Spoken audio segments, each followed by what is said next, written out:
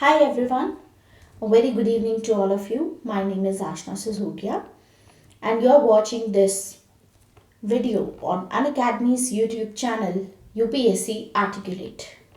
In today's class, we will be talking about India Bangladesh. In particularly, we will be emphasizing on illegal migration issue. So before I start with this session, full-fledged course of Political Science and International Relation is available on an Academy Plus. If you're planning to take a subscription, use my code to get extra discount. My code is Ashna Sisodia. Simply write my name and you'll be able to get great discounts on your subscription. So let us start with our issue. India Bangladesh illegal migration issue. India has been witnessing immigration since independence. There are people, those who have faced religious and political persecutions. There are people, those who have faced economic and social discrimination or cultural repression. There are people, those who have faced curbs on personal freedom. And these people have made India their home. And out of all kinds of migration, illegal migration has become today the most volatile and contentious issue. Why? Because of the socio-political conflicts that it has brought in its wake. So, what is illegal migration? Illegal migration comprises of people across national borders in a way that they are violating the immigration laws of the destination country. So they are not entering the country through legal channels. And from the eastern borders, Bangladeshi illegal immigration has changed the demography of Northeast, particularly Assam. More recently, there has been influx of Rohingya Muslims, those who are coming from Myanmar because they are being persecuted there. And from the northern borders of India, mainly persecuted religious minorities from Pakistan and Afghanistan have come to India. Often, this has posed a security threat for India, especially in Kashmir, where militants they infiltrate through line of control. So, as per the latest report, the Indo-Bangladeshi border has marked by a high degree of porosity, illegal cross-border activities that are causing a lot of challenge to our government. This is as per the annual report of Union Home Ministry for 2021, where Centre has issued alert last year on illegal stay of Bangladeshi nationals. Centre said that they were using documents that they have obtained with fake credentials to get jobs and passport. These documents help them to establish a fake identity in a given address and get employment. Many of them are using them to get passports to travel abroad, and since these documents, including the passport, they are issued by the competent authority, these accused persons they travel without being suspected or caught. So Center has put on alert that some locals in West Bengal they were acting as agents by providing fraudulently obtained Indian identity documents, particularly Aadhaar card, for some amount. And the foreigners, they posing as Indian nationals, they use these documents for various purposes across India. And not just in northeastern countries, no, sorry, states, but also in Tamil Nadu, in Kerala, as well as Karnataka. So Ministry of Home Affairs has empowered the district collectors to grant citizenship certificates. These have been granted to the members of Hindu, Sikh, Parsis, Christian, Buddhist and Jain communities, those who are coming from Pakistan, Afghanistan and Bangladesh. But before we understand what are the reasons for illegal migration in India and what is the difference between refugee and an asylum seeker and a migrant. Let us look at the map first of all. So this is Bangladesh, and you should know that India actually shares the largest border with Bangladesh, and Bangladesh shared its border with Indian states West Bengal, Assam, Meghalaya, Tripura, and Mizoram. Very important. Bangladesh is particularly important because of the fact that this acts as a gateway towards Southeast Asia. Also, it can get us connected with the northeastern state very easily as it's a plain area. Because going by this Siliguri corridor, it cost us a lot of time, and from the security point of view also, this narrow Siliguri corridor, this makes India vulnerable. In case China plans to, you know, fight a war with India, this will be a choke point for India. So, in such a case, having a good relationship with Bangladesh is our priority.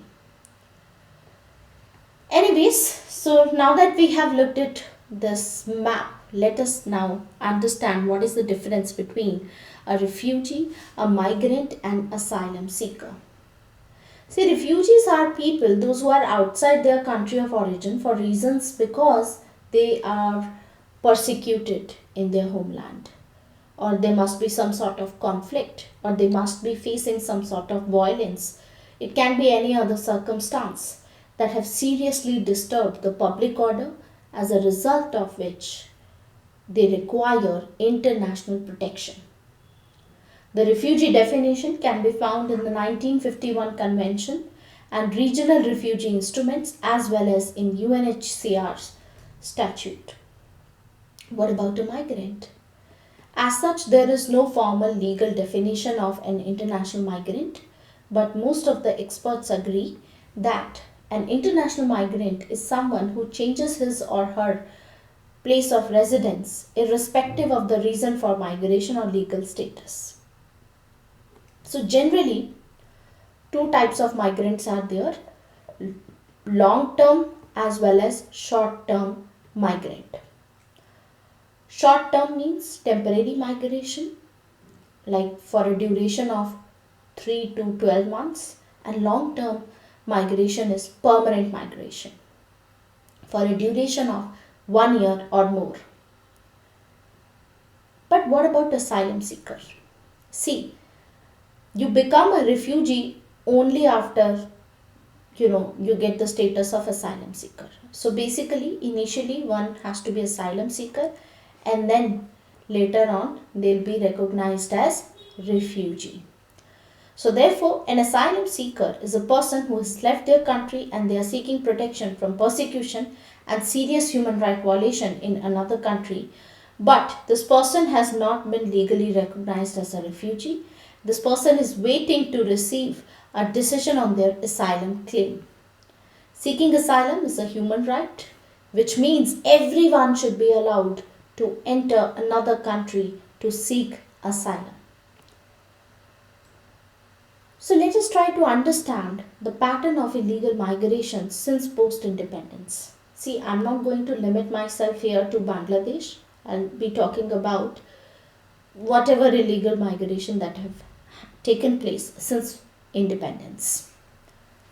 So independence happened in 1947, which was preceded by intense violence between Hindus and Muslims. Ultimately, this resulted into partitioning of Indian subcontinent, which got divided into two dominions, India and Pakistan. So there were two Pakistan, there was West Pakistan and there was East Pakistan. This East Pakistan, 1971, it became Bangladesh. Bangladesh. So please remember that this partition has taken place on religious grounds. Creation of India and Pakistan meant that the movement of people which was taking place between two provinces earlier, which was considered legal, But because of partition, now the movement became the movement between countries, and therefore it seemed illegal. Then later on, in 1964, because of the riots in Pakistan and India-Pakistan War of 1965, it resulted into out migration of large number of Hindus from Bangladesh. Then later on, the genocide perpetrated by the military junta in East Pakistan and the subsequent war of liberation in 1971, this triggered unrelenting migration into Assam, into Tripura, West Bengal, and other northeastern countries. So, Rohingya Muslims from Rakhine province, later on in 2011, on Myanmar's western coast, this Rakhine province is there, they started arriving in sizable numbers in India's northeast. See, as per the Home Ministry data, there are more than 14,000 registered Rohingyas in India, but how the security agencies estimate is that there are number of Rohingyas that are living illegally in India, and the number is around 40,000. So let us try to understand what exactly is the reason for illegal migration in India. So one of the major reason is political factors. Political factors in forcing the Bangladeshi Hindus out of the country and into India. I gave you the example already, 1964 riots in Bangladesh and 1971 war also triggered this. Then another reason is increasing pressure on land and mounting unemployment in Bangladesh due to the steep rise in population. See, industrialization in India's neighboring countries has not been able to keep pace with the growing labor force, as a result of which the unemployment rate is declining. The working age people who are unable to find jobs in the country, they look outside for employment opportunities. So that is one thing, stagnant economic growth and lack of employment. Growing population is another reason, because growing population creates greater demands on resources. It creates pressure on land, on food, energy, water, and forest products. And their consequent overuse, it results in the deterioration of quality. So this process in turn encourages inequality in resource distribution among the rich and poor, as the rich corner them and deny the poor their share.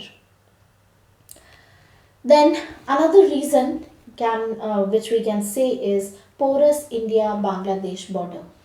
We have 4,096 kilometers long border. That is another major factor. India shares long and porous international border not only with Bangladesh, with Nepal and Bhutan. The border, it transfers a range of natural and cultural landscapes which pose a challenge to its effective management.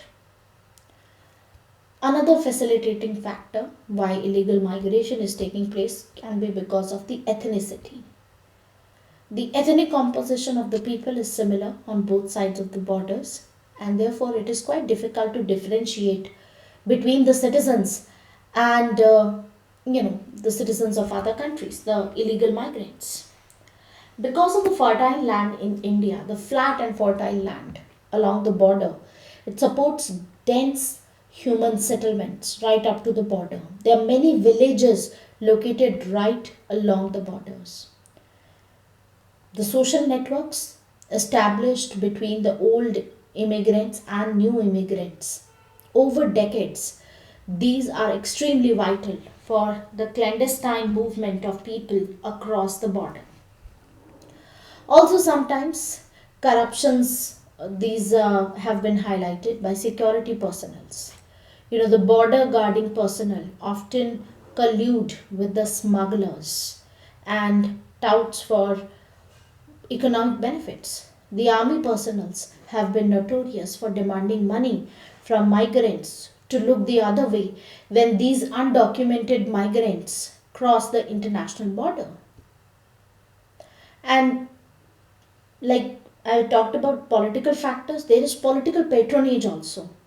Political parties have always exploited the vulnerability of the illegal migrants for their own vested interests and benefits. And the main reason that the political parties protect the illegal migrants is that they consider the illegal migrants as potential vote banks. So that may be another reason. Apart from this, we can say so illegal voters, you may say religious discrimination is another issue. Religious discrimination, because in Bangladesh they already discriminated land laws. They were further manipulated by vested interest groups and corrupt administrators to dispossess and alienate the Hindus from their own land and property. Religion has a particular effect in the case of the Rohingya crisis. The so called war on terror, waged primarily against Muslims around the world. This has made it easier for Myanmar's elites to label the Rohingya as terrorist. And the Rohingya army's attack on government targets further validated many citizens' belief that Islam is inherently violent and it poses an existential threat to Buddhism, which is Myanmar's majority religion. So, religious discrimination is one of the reasons. And how can we forget Pakistan's state sponsored terrorism and the issue of terrorism? This is like one of the major factor behind these developments, like what is happening here. Pakistan's state sponsored discrimination, terrorism, another reason for that.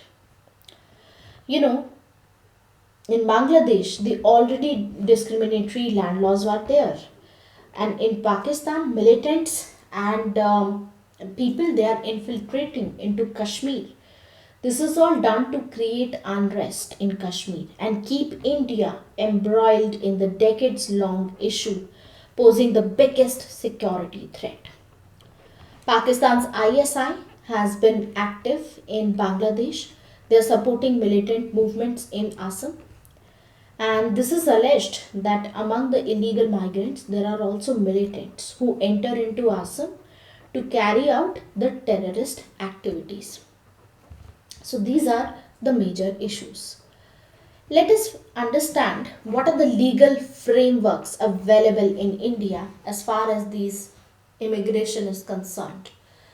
There is Article 51 of the Constitution which states that states shall endeavor to foster respect for international law and treaty obligations in the dealings of organized people with one another.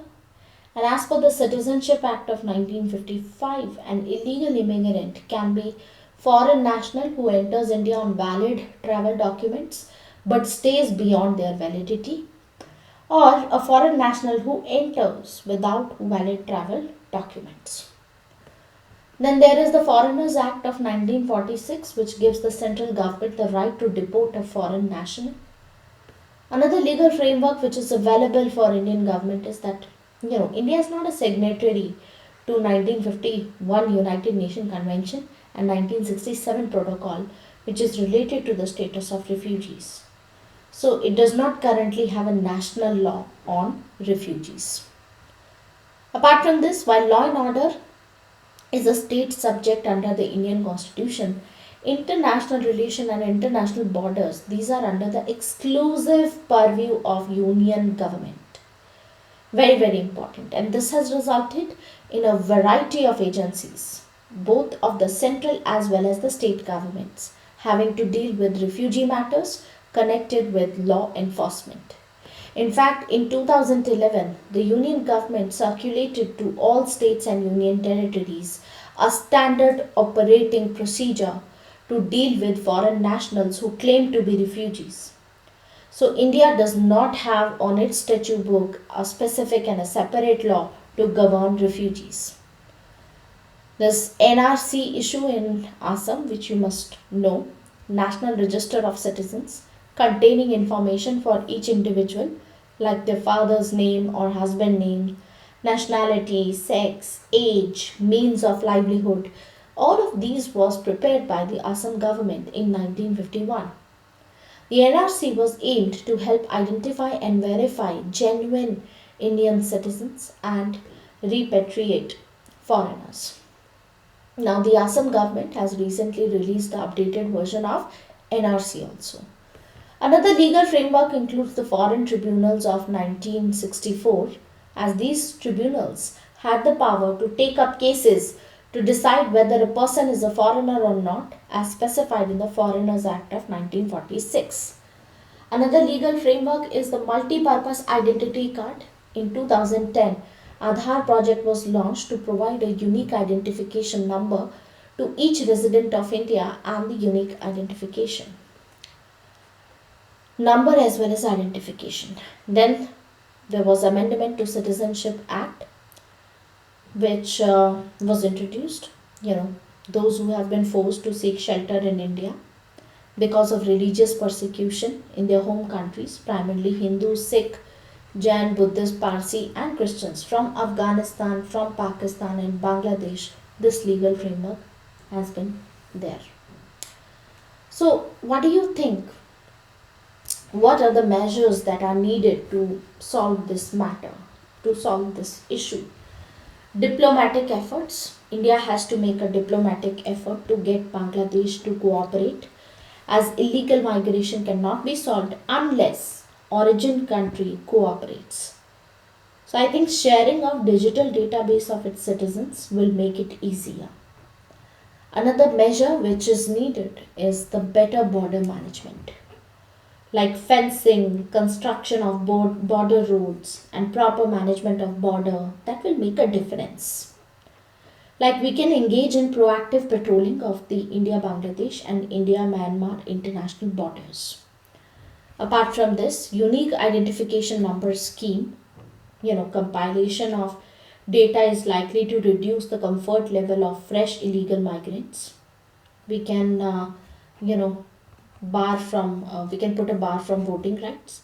Like Bangladeshi who are already in could be allowed to work, but they should not be allowed to vote because this will diminish their ability to influence government decisions by being a political force. Then we may use regional forums like BIMSTEC. These forums can be used to discuss issues like illegal immigration, from neighboring countries and garnering support and coordination from the members. Then I think there should be some sort of dispute resolution mechanism. Government should resolve pending border disputes with the neighboring countries as they later become matters of national security threat. Then no diversion of security forces. The border guarding force should not be distracted from its principal task. They are deployed if they are deployed for other internal security duties, then they are distracted. Like ITBP, Indo-Tibetan Border Police. It's a force specifically trained for India-China border, so it should not be used in the Naxalite infested areas. And another measure that we can take is involvement of army, because it is believed that the responsibility for unsettled and disputed borders like LOC in Jammu and Kashmir, like LAC on the Indo-Tibetan border, it should be that of the Indian Army, while the BSF should be responsible for all settled borders. So there are many responses that are taken by the government since the threat and challenges to the stability and security as a result of illegal migration were varied. There are land acquisition acts, there is NRC in Assam, there is Operation Pushback. It called for forcible deportation of illegal migrants in India. So the fundamental objective of Operation Pushback was to stop, to deter any potential Bangladeshi migrant from illegally crossing the border and settling in India. I think we should go for tighter border controls. The Indo Bangladesh border fence, barriers, the fortified boundaries should be constructed for enhanced border controls. And India is perhaps the first country which has built a border fence to prevent illegal migration, by the way. So, these are the measures that are needed. In conclusion, we can say that illegal migration into India has continued unabated since independence, and lakhs of undocumented migrants fleeing either politico religious persecution or economic deprivation. They crossed the border, they settled in the border states of India, and this created conflict between the host population and the immigrants. Thus, it is important to tackle the issue of illegal migration very carefully. We have to deal with it in order to safeguard India's interest. So, it is obligation for state to work for the rights of humans in general, especially citizens of its state. India has also voted affirmatively to adopt the Universal Declaration of Human Right UDHR, which affirms rights of all persons, citizens and non-citizens alike. So I think it is important to tackle issue of illegal migration very carefully. Very carefully in order to work towards human rights. So this is the topic of illegal migration issue which is taking place. Now there are several other topics associated, like with respect to Rohingya Muslims. We can deal with this in depth, but probably that will be done in the next class. So full-fledged course of PSIR optional paper 1 as well as paper 2 is available on Unacademy Plus.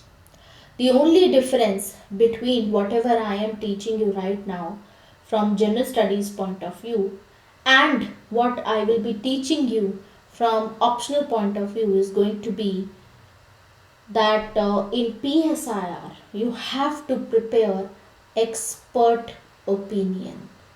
Expert opinion. Certain commentaries are must that we have to prepare in case there is a question. And so multi-dimensional analysis is done along with the discussion of PYQs, previous year questions, as well as answer writing practice is also provided, where we go for the evaluation of all the questions that you are going to practice, that I'll be giving you to practice. So this is it for today's class. If you are planning to take subscription, make sure you are using my code Ashna Sisodia. You will get great discounts on your subscription. Thank you very much. Bye bye. Take care.